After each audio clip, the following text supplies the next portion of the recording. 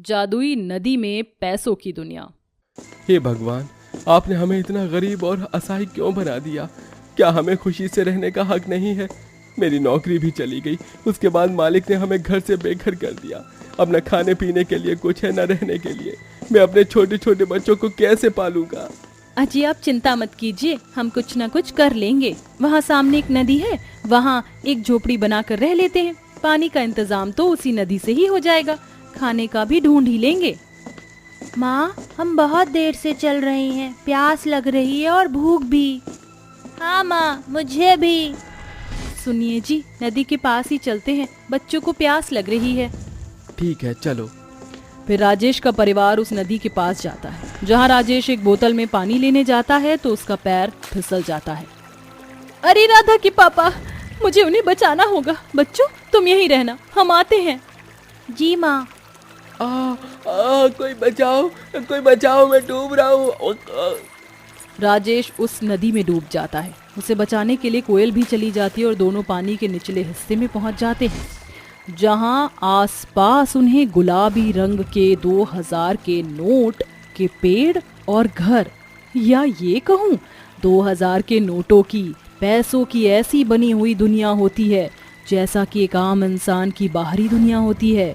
फर्क सिर्फ इतना होता है कि ये पैसों से बनी दुनिया थी, जहां बाइक 2000 के नोट की थी, कार भी 2000 के नोट की थी। इतना ही नहीं, उस पानी में रहने वाले लोगों के कपड़े भी 2000 के नोट के बने हुए थे। ये सब देखकर राजेश और कोमल हक्के बक्के रह जाते हैं। ये सब मैं क्या देख रही हूँ? इतने सारे पैसे, और वो भी लोगों ने पहने हुए हैं। ये असमंजस नज़ारा देखकर तो मैं भी हैरान हो गया हूँ। भला इतने सारे पैसे, वो भी इस तरह। और देखो तो हम कितना आसानी से इस पानी में ठहर पा रहे हैं। मुझे तो लगता है जरूर कोई जादुई जगह है ये। हाँ, बिल्कुल ठीक कहते हो। मुझे भी ये जगह कुछ जादुई जैसी लग रही है, वरना आम इंसान तो पानी में सांस लेने से रहा। तभी इशिका नाम की एक औरत आती है जिसने पैसों के बने कपड़े पहने हुए थे। सर पर ताज भी पैसों और सिक्कों से बना हुआ था। अरे, तुम इंसानी दुनिया से आए हो ना? तुम हमारे जादुई नदी के पैसों की दुनिया में क्या कर रहे हो? मतलब ये एक जादुई दुनिया है, इसीलिए यहाँ पर इतने सारे पैसे हैं। हाँ, लेकिन अब मेरी बात का उत्तर दे दो। वो दरअसल हमारे पास कुछ भी नहीं था। भटकते भटकते हम इस नदी के पास आ गए। मैं अपने बच्चों को पानी पिलाने आया था कि मेरा पैर फिसल गया और मैं यहाँ पहुँच गया। अच्छा? एक बात कहूँ, पैसे लक्ष्मी माता होती हैं, और आप पैसों को वस्त्र की तरह इस्तेमाल क्यों कर रहे हैं? पैसों का सम्मान करना चाहिए, और आपने पैसों को पहना हुआ है, उनसे ही सब कुछ बना रखा है। अगर आप बाहर की दुनिया में निकलते तो आपको पैसों की कदर पता होती कि एक गरीब व्यक्ति के लिए 2000 का नोट का कितना महत्व होता है। वो अपना 4 दिन का भरपेट राशन खा सकता है। हम तो इतने गरीब हैं कि क्या बताएं। मेरे बच्चों ने कल रात से खाना नहीं खाया, इसलिए मैं समझता हूँ पैसों की वैल्यू क्या है। और यहाँ अनगिनत पैसा है, किसी को इन पैसों की कदर ही नहीं है। आसपास देख रहा हूँ तो कोई पैसे उड़ा रहा है तो कोई पैसों का घर बना रहा है। हाँ, क्योंकि ये जादुई पैसों की नदी है। तुम्हारा हाल देखकर मुझे ऐसा लग रहा है कि मुझे तुम्हारी मदद करनी चाहिए। मैं तुम्हें इस गरीबी की रेखा पर नहीं छोड़ सकती इस तरह। तुम्हारा जितना मन है उतने पैसे आकर बार बार ले जा सकते हो, अपने बच्चों का पेट पाल सकते हो। क्या सच में आप पक्का हमें पैसे देना चाहती हैं? हाँ, नेक दिल लोगों की मदद करने में हम पीछे कभी नहीं हटते। आपका बहुत बहुत शुक्रिया। फिर इशिका अपनी नदी की दुनिया में उसे पैसों के पेड़ और बक्से की ओर ले जाती है, जहाँ दोनों पति पत्नी ढेर सारे पैसे को उठाकर नदी के बाहर आ जाते हैं। तभी बच्चों को बहुत भूख लगती है। फिर राजेश और कोयल अपने दोनों बच्चों को एक मॉल में ले जाते हैं। नए नए ढेर सारे कपड़े खरीदते हैं और खुद भी पहनते हैं। फिर उन्हें एक महंगे वाले रेस्टोरेंट में पेट भरकर chowmein, pizza, burger, Chinese, Italian सब कुछ खिलाते हैं, जिससे बच्चे बहुत मजा करते हैं। वाह मम्मी पापा, इतना मजा तो कभी नहीं किया। मेरा दोस्त शुभम था ना, वो बहुत अमीर था और ऐसे ही मजे करता था। मम्मी पापा, हमारी लॉटरी लग गई है क्या? हाँ बेटा, ऐसा ही समझ लो, अब हम ऐसे ही रहेंगे, बस एक घर का इंतजाम करना है। फिर राजेश उन पैसों से गरीब लोगों को भी खाना खिला देता है और पैसे खत्म होने पर फिर से जादुई दुनिया में जाता है, जहाँ से वो ढेरों पैसे लेकर आता है और एक बड़ा सा बंगला खरीद लेता है, जिसमें वह अपने परिवार के साथ बहुत खुशी से रहता है और जादुई नदी के लोगों का धन्यवाद भी करता है। फिर वो अपने बच्चों के साथ कहीं घूमने जाता है तो उसे अपने गांव में आसपास बहुत गरीबी दिखाई देती है। कोयल, तुम देख रही हो एक माँ अपने बच्चों को गोद में लेकर काम की तलाश में कैसे भटक रही है। मैं देख रही हूँ, कल तो मैंने एक आदमी को बिल्कुल उसी दशा में देखा था जैसे हम थे। काश हम सारे लोगों की मदद कर पाते और उनकी गरीबी दूर कर देते। अरे कोयल, तुमने तो बातों ही बातों में बहुत अच्छा कह दिया, अब हम यही करेंगे। ऐसा कहकर राजेश और कोयल उस जादुई नदी में जाकर ढेर सारे पैसों के पेड़ से पैसे तोड़कर लाते हैं और गरीब लोगों की मदद करते हैं। किसी के टूटे मकान को पक्का कर देते हैं तो किसी गरीब के घर में खाना दे देते हैं। जब ये बात उन गरीब लोगों को पता चल जाती है तो वो भी जादुई नदी में जाकर पैसे ले आते हैं, जिससे उस गरीब गांव के लोग अपनी जिंदगी खुशी खुशी बिताते हैं। अरे राजेश भैया, कोयल भाभी, आपने तो हमारी बहुत बड़ी मदद कर दी है। सच में आप बहुत अच्छे हैं। बस ये सब कहने की कोई जरूरत नहीं है। अरे काश हमारे इस गांव में कोई ऐसा काम होता जहां हम गरीबों की सुनवाई होती। आप चिंता मत कीजिए, उसका भी इंतजाम है। अब इस गांव में कोई बेरोजगार नहीं रहेगा। इतना कहते ही कोयल जादुई नदी से पैसों की गड्डी लाकर एक बहुत बड़ी अगरबत्ती की फैक्ट्री खोलती है, जहां लाखों गरीब लोगों को रोजगार मिल जाता है, जिससे अब उनके घर की स्थिति अच्छी हो जाती है। पर वहीं जादुई नदी के पैसों के बारे में सरकार को पता चल जाता है तो उनका एक आदमी उस नदी में जाकर डूब जाता है और पैसों की दुनिया को देखकर कहता है, अरे वाह, इतने सारे पैसों की नदी, इससे तो मेरी 7-8 पुश्तें मेरी जिंदगी जी सकती हैं। इसी जादुई नदी की वजह से गरीब लोगों का भला हुआ है। अब यहाँ पर मैं कब्जा कर लेता हूँ, फिर तो बैंक में पैसा ही पैसा, थोड़े से जेब से भी भर लेता हूँ। सरकारी गवर्नर कुछ पैसों की गड्डी को जादुई नदी से चुराकर बाहर ले आता है तो वो पत्थरों में तब्दील हो जाती है और पुलिस कर्मियों से नदी को बैन करवा देता है, जहाँ न जाने का बोर्ड भी लगा हुआ था। तभी सुरेंद्र नाम का एक गरीब व्यक्ति आता है। साहब, मुझे इस नदी के भीतर जाना है। मेरी बेटी के पेट में पथरी हो गई है, वो बहुत परेशान है। उसका ऑपरेशन के लिए पैसे चाहिए, मुझे जाने दीजिए। नहीं, तुम यहाँ नहीं जा सकते। यहाँ पर अब सिर्फ सरकार का अधिकार है। सुरेंद्र बहुत गिड़गिड़ाता है, लेकिन वह पुलिस कर्मी उसे जादुई नदी में जाने नहीं देते। ये सब होता हुआ कोयल देख लेती है और उस गरीब व्यक्ति की पैसे देकर मदद करती है। फिर वह गवर्नर वापस उसे नदी में जाता है और पैसे निकाल कर लाता है तो उसके पैसों के नोट फिर से छोटे छोटे कंकड़ियों में तब्दील हो जाते हैं। हे भगवान, मैं बार बार इस पानी में से पैसे लेकर बाहर आता हूँ तो ये नोटों की गड्डी कंकड़ में क्यों बदल जाती है। तभी तेज रोशनी में पैसों की दुनिया से शिका बाहर आकर कहती है, तुम्हारे साथ ये इसलिए हो रहा है क्योंकि तुम एक लालची व्यक्ति हो और मेरी जादुई नदी के पैसे कभी लालची लोगों के काम नहीं आते हैं। ये सिर्फ गरीब नेक दिल लोगों के लिए ही बनी है। तुमने उस गरीब इंसान को रोककर अपना फायदा करना चाहा, इसलिए तुम्हारे गाल पर ये एक थप्पड़ था। इसमें बुरी नियत से जाओगे तो कुछ और गलत हो सकता है। बेहतर होगा अपनी पुलिस कर्मियों को यहाँ से वापस ले जाओ। नहीं, मुझे माफ कर दो। मुझे अपनी गलती का सबक मिल चुका है। मैं अमीर होने के नशे के लालच में आ गया था और अब ऐसा नहीं करूंगा। पुलिसकर्मी, वापस चलो यहाँ से। इस तरह इशिका वापस पानी में चली जाती है। वहीं गवर्नर पुलिसकर्मी भी चले जाते हैं। अब जब भी गरीब लोगों को पैसों की जरूरत होती है तो वह उस जादुई नदी में आकर अपनी आर्थिक स्थिति को बेहतर कर लिया करते थे। उस गांव की गरीबी हटने के बाद जादुई नदी के पैसों की दुनिया खुद ब खुद गायब हो जाती है। गौरी बेटी, कहाँ है तू? यहाँ माँ, आंगन में चंपा को चारा खिला रही हूँ। सारा दिन इसी की सेवा बाड़ी में लगी रहती है तू भी। चल कर खा ले कुछ। खा लूंगी माँ, मगर अपनी चंपा को पहले भरपेट चारा तो खिला दो। आखिर इसी के दूध से ही हमारा घर चलता है। गौरी भरतपुर गांव में अपने माता पिता के साथ रहती है। गौरी की गाय चंपा गर्भवती है गौरी को अपनी गाय से बहुत लगाव है। उसी रात माँ, माँ। ये तो चंपा की आवाज है। वो इतनी रात को इतनी जोर जोर से क्यों रंभा रही है? गौरी लालटेन लेकर गौशाला में आती है, जहाँ गाय दर्द से छटपटा रही होती है और थोड़ी ही देर में वो गाय एक बछिया को जन्म देती है। देखो माँ, हमारी गाय ने कितनी प्यारी बछिया को जन्म दिया है। आज से हमारे परिवार में एक नया सदस्य आया है। काश कि राजेश भैया भी यहाँ होते।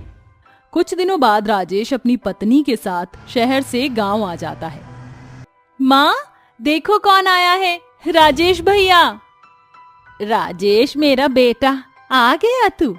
पूरे 3 साल बाद देख रही हूँ तुझे। शहर जाने के बाद ना कोई चिट्ठी लिखी, ना कोई खबर दी। शहर जाकर शहर का ही हो गया था तू। ओह गॉड, ये है राजेश की फैमिली, इतनी फटीचर। पता नहीं इन गरीब भिखारियों के बीच में मैं कैसे एडजस्ट करूंगी। माँ, ये जानवी है, आपकी बहू। मैंने शहर में इससे शादी कर ली। गौरी बेटी, जा आरती की थाली लेकर आ, तेरी भाभी का गृह प्रवेश कराना है। जी माँ, अभी लाई। ये लो माँ। गंगा जानवी का गृह प्रवेश कराती है। अगले दिन सुबह को देर तक जानवी अपने कमरे में सो रही होती है, तभी लाइट कट जाती है। ओह गॉड, इस लाइट को भी अभी जाना था। एक तो रात भर मच्छरों ने सोने नहीं दिया। गर्मी से चिढ़कर जानवी गुस्से में कमरे से बाहर आती है, जहाँ गौरी अपनी गाय और बछिया को भूसा खिला रही होती है। गौरी, मेरी चाय कहाँ है? वो भाभी आप सो रही थी, इसलिए मैंने आपके हिस्से की चाय बर्तन में रखी हुई है। ये लीजिए उपले, चाय गरम करके पी लीजिए। तुम्हारा दिमाग खराब हो गया क्या? शहर में मेरे उठने से पहले तुम्हारे भैया मेरे लिए कमरे में बैठी लेकर आते थे। मुझे इस मिट्टी के घिसे पिटे चूल्हे पर कुछ भी नहीं बनाना आता, और ये चाय सुबह की बासी हो चुकी है। मेरे लिए ताजी चाय बनाओ। मगर भाभी, घर में चाय बनाने के लिए दूध नहीं है। तो कहो अपनी प्यारी गाय को दूध देने को। मगर भाभी, मेरी गाय सिर्फ सुबह और शाम दूध देती है, अभी ये दूध नहीं देगी। मैं भी देखती हूँ कैसे नहीं देती ये दूध। ये कहकर गौरी की अत्याचारी भाभी गाय और बछिया को डंडे से मारने लगती है। फ्री फंड का चोकर भूसा खा खाकर बहुत चर्बी चढ़ गई है इन्हें। अगर ये दूध नहीं दे सकती तो आज से इनका चारा बंद। रुक जाओ भाभी, मेरी गाय और मेरी बच्चिया को ऐसे मत मारो। बड़ी आई अपनी गाय और बच्चिया को बचाने वाली। चल हट यहाँ से। अत्याचारी भाभी अपनी गरीब ननद को धक्का दे देती है, जिस कारण गौरी का सर खूंटे से लग जाता है और उसके सर से खून बहने लगता है। धीरे धीरे जानवी की ज्यादतियां और अत्याचार बढ़ते ही जाते हैं। अब वह गाय और बच्चिया को खाने के लिए कुछ भी नहीं देने देती, जिस कारण एक रात गौरी आंखों में आंसू लिए गौशाला में आके अपनी गाय और उसकी बच्चिया का खूंटा खोल देती है। मैं तुम दोनों को अपनी जान से भी ज्यादा प्यार करती हूँ। तुम दोनों का ये दुख दर्द अब मुझसे और नहीं देखा जाता। जाओ मेरी प्यारी गाय, अपनी बच्चिया को लेकर इस घर से कहीं दूर भाग जाओ। गौरी की गाय चंपा अपनी बच्चिया को लेकर काफी दूर चली जाती है। चलते चलते वो एक जंगल में आ जाती है, जहाँ एक ऋषिवर एक पेड़ के नीचे बैठकर तप कर रहे होते हैं। तभी एक डाली टूटकर उन पर गिरने वाली होती है। तभी चंपा भागकर उस ऋषि को बचा लेती है और डाली गाय पर टूटकर गिर जाती है। हे गौ माता, मुझे बचाने के लिए आपने अपनी जान जोखिम में डाल दी। अचानक गाय गौरी को याद करने लगती है और गाय की आंखों से आंसू बहने लगते हैं। तभी ऋषिवर अपनी शक्तियों की सिद्धि से उसकी सारी तकलीफ जान लेते हैं और उसके आंसुओं को सोने के आंसुओं में बदल देते हैं। जाओ गौ माता, आज से जब कभी भी अपनों को दर्द में देखकर तुम्हारी आंखों में आंसू बहेंगे तो वो सोने के आंसू बन जाएंगे, और जो भी साफ मन वाले होंगे वो तुम्हारे बिना बोले भी तुम्हारे मन की बातें सुन सकेंगे। धन्यवाद ऋषिवर, आपने मेरी मदद की। गाय अपनी बच्चिया को लेकर वापस आ जाती है, जहां गरीब ननद अपनी अत्याचारी भाभी के आगे हाथ फैलाकर रोटी के लिए भीख मांग रही होती है और उसके गरीब माँ बाप गोपी और गंगा खाने को दाने दाने के लिए तरस रहे होते हैं। भगवान के लिए मुझे एक रोटी दे दो भाभी। माँ पिताजी ने कई दिनों से कुछ भी नहीं खाया है। मेरे माँ बाप मर जाएंगे भाभी। मरते हैं तो मर जाए, मैं तुम गरीब भिखारी को खाने का एक दाना भी नहीं दूंगी। ऐसा कहकर जानवी घर के अंदर चली जाती है और वहीं गरीब ननद का दुख देखकर गाय की आंखों से आंसू बहने लगते हैं, जो कि सोने में बदलकर जमीन पर गिरने लगते हैं। चंपा, मेरी प्यारी गाय, क्यों आई हो तुम यहाँ? मेरी भाभी बहुत अत्याचारी है, वो इंसानों पर तरस नहीं खा रही है। तुम तो बेजुबान हो, तुम बेजुबान जानवरों की भी जान ले लेंगी। गौरी, क्या तुम मुझे सुन सकती हो? ये मेरा नाम कौन पुकार रहा है? ये मेरी आवाज है गौरी। मेरी आंखों से बहते आंसुओं को देखो, जो सोने में बदलकर जमीन पर गिर रहे हैं। इससे पहले कि तुम्हारी अत्याचारी भाभी मेरे सोने के आंसुओं को देखे, इन्हें जल्दी से उठा लो। गौरी अपनी गाय के गिरे हुए सोने के आंसुओं को उठाकर रख लेती है। उसे सुनार से बेचकर अपने गरीब भूखे माँ बाप के लिए राशन पानी लेकर आती है और खाना बनाकर उन्हें खिलाती है। माँ, पिताजी, खाना खा लीजिए। अरे गौरी बेटी, ये खाना तू कहाँ से लेकर आई है? गौरी अपने माता पिता को अपनी जादुई गाय के सोने के आंसुओं के बारे में बताती है। धीरे धीरे पहले की तरह अपनी गाय और बचिया के साथ वो खुश खुश रहने लगती है। मगर एक रात जोर जोर से बिजली चमकती है और जोरों से बारिश होती है, जिस कारण गौशाले की मिट्टी और फूस बारिश के पानी से भीगकर गलने लगता है और गौशाला की छत बचिया के ऊपर गिर जाता है। अपनी बचिया को दर्द में देखकर एक बार फिर जादुई गाय की आंखों से सोने के आंसू बहने लगते हैं और ये नज़ारा गौरी की लालची अत्याचारी भाभी देख लेती है।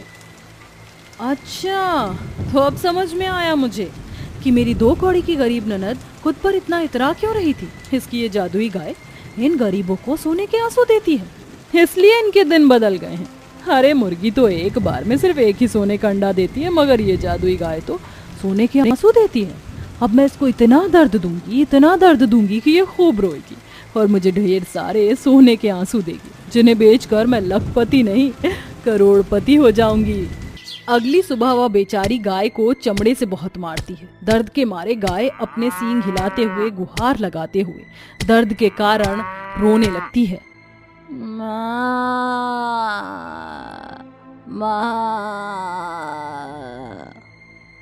रो और रो, क्योंकि तू रोएगी तभी तो सोने के आंसू देगी। इसे कैसे पता मेरे आंसू सोने के हैं, आंसू के बारे में, इसलिए ये मुझे दर्द दे रही है, मगर मैं इसके लालच को पूरा नहीं करूंगी। इस गाय की आंखों से आंसू तो बह रहे, मगर ये सोने में क्यों नहीं बदल रहे। मगर मेरा नाम भी जानवी है, मैं भी इतनी आसानी से हार मानने वालों में से नहीं हूँ। जानवी अपने गरीब सास ससुर को घर के आंगन में पेड़ से बांध देती है और दोबारा से गाय को चाबुक से मारने लगती है। तभी उसकी गरीब ननद गाय से लिपट जाती है। भाभी, आप क्या कर रही हो? क्यों मार रही हो इस बेचारी को? मेरे आगे से हट जा गौरी, वरना आज इस गाय के साथ साथ मैं तेरी भी जान ले लूंगी। कोई बात नहीं भाभी, आप भले मेरी जान ले लो, मगर मैं इस बेजुबान जानवर की जान नहीं जाने दूंगी। जानवी अपनी गरीब ननद को बहुत मारती है। गाय गौरी को अपना मानती थी, इसलिए उसका दर्द उससे देखा नहीं जाता और उसकी आंखों से बहते साधारण आंसू सोने के आंसू में बदलकर गौशाला के चारों तरफ गिरने लगते हैं, जिसे जानवी जल्दी जल्दी उठाने लगती है। इतने सारे सोने के आंसू, अब तो मेरी जिंदगी बदल जाएगी। तभी गाय गुस्से में जानवी को सींग मारकर दूर फेंक देती है।